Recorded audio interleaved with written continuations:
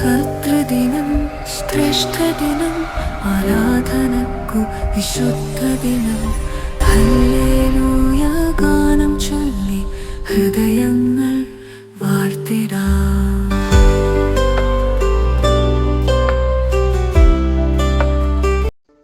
നമ്മുടെ കർത്താവ് വാസ്തവമായി ഖബറിൽ നിന്ന് ഉയർത്തെഴുന്നേറ്റിരിക്കുന്നു. കർത്താവിൽ അനുഗ്രഹീതരെ, 50 ദിവസങ്ങൾ നീണ്ടുനിന്ന അനുഗ്രഹീതമായ നോമ്പനുഷ്ഠാനത്തിൻ്റെ പൂർത്തീകരണത്തിൽ പുനരുത്ഥാന പെരുന്നാളിൽ നാം കേൾക്കുന്ന വലിയ സന്ദേശം, ഇയ്യോബിൻ്റെ ഹൃത്തലത്തിൽ കൂടി പാഞ്ഞ് അദ്ദേഹത്തിൻ്റെ മനസ്സമാധാനത്തെ ഭഞ്ജിച്ച ഒരു പ്രശ്നം. ഒരു വൃക്ഷമായിരുന്നാൽ പ്രത്യാശയുണ്ട്, അതിനെ വെട്ടിയാൽ പിന്നെയും പൊട്ടിക്കിളർക്കും. മനുഷ്യനോ മരിച്ചാൽ ദ്രവിച്ചു പോകുന്നു, മനുഷ്യൻ മരിച്ചാൽ വീണ്ടും ജീവിക്കുമോ എന്നുള്ളതായിരുന്നു.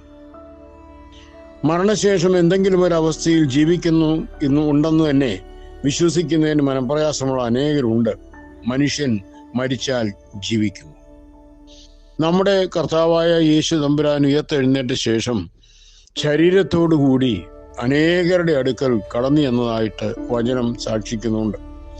പൗലോസ്ലീഹ തന്നെ ഓർപ്പിക്കുന്നു. അനന്തരം അവൻ 500-ലധികം സഹോദരന്മാർക്ക് ഒരുമിച്ച് പ്രത്യക്ഷനായി. അനന്തരം അവൻ യാക്കോബിനും പിന്നെ അപ്പോസ്തലന്മാർക്കും എല്ലാവർക്കും ഒടുവിൽ അകാലപ്രതി പോലെയുള്ള എനിക്കും പ്രത്യക്ഷനായി. പൗലോസ് അനേകം ദൃക്സാക്ഷികളുടെ വചനത്താൽ കർത്താവിന്റെ പുനരുത്ഥാനം ഈ വിധം സ്ഥാപിക്കപ്പെട്ടിരിക്കുമ്പോൾ മനുഷ്യൻ മരിച്ചാൽ ജീവിക്കുമോ എന്ന പ്രശ്നത്തിന്റെ ഉത്തരം സംശയാതീതമായി ലഭിക്കുന്നുണ്ട്. മരിച്ചവരുടെ പുനരുത്ഥാനമില്ലെങ്കിൽ ക്രിസ്തു ഉയർത്തെഴുന്നേറ്റിട്ടില്ല. ക്രിസ്തു ഉയർത്തെഴുന്നേറ്റിട്ടില്ലെങ്കിൽ ഞങ്ങളുടെ പ്രസംഗം വ്യർത്ഥം, നിങ്ങളുടെ വിശ്വാസവും വ്യർത്ഥം. നമ്മുടെ കർത്താവിന്റെ പുനരുത്ഥാനം ക്രിസ്തുമതത്തിന്റെ നങ്കൂര വിശ്വാസമാകും. മനുഷ്യാവതാര വേളയിൽ എപ്രകാരം താൻ ദൈവവും മനുഷ്യനുമായിരുന്നു, അതേവിധം അഭേദ്യമായി ദൈവമനുഷ്യൻ ഇന്നും തേജസ്കരിക്കപ്പെട്ട് ശരീരത്തോടുകൂടി തൃത്വത്തിൽ സ്ഥിതി ചെയ്യുന്നുണ്ടെന്നുള്ളതാകും മനുഷ്യാവതാരം മൂലമായി സാധിച്ച രക്ഷയുടെ വലിയ രഹസ്യം. മനുഷ്യ പ്രകൃതിക്ക് മനുഷ്യാവതാരം മൂലം വന്ന അഭ്യുന്നതി. പ്രിയമുള്ളവരെ, പരിശുദ്ധ മാമോദീസ പുനരുത്ഥാനത്തിന്റെ മുൻകുറിയാകും. പൗലോസ്ലീഹ റോമർക്കെഴുതിയ ലേഖനത്തിൽ പറയുന്നു, യേശുമശിഹായിൽ മാമോദീസ മുങ്ങിയവരായ നാം തന്റെ മരണത്തിലാകുന്നു മാമോദീസ മുങ്ങിയിരിക്കുന്നതെന്ന് നിങ്ങൾ അറിയുന്നില്ലയോ?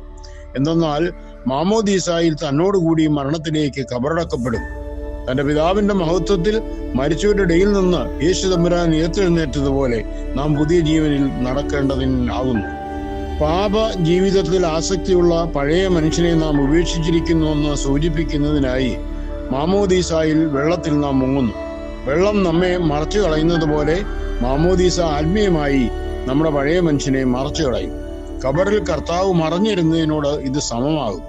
കർത്താവ് ഖബറിൽ നിന്നും മഹത്വത്തോടെ ഉത്ഥാനം ചെയ്തതുപോലെ നാമും മാമോദീസ വെള്ളത്തിൽ നിന്നും പുതിയ മനുഷ്യനായി പുറത്തു വരുന്നു.